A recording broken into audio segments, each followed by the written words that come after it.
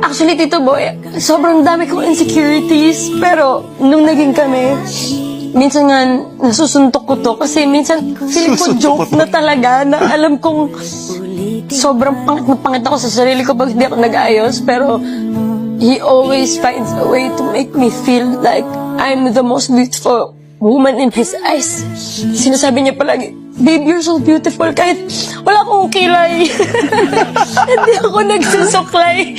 So, ayun. Sinabi ko po yun sa proposal eh. Sabi ko, I mean it when I tell you I love you.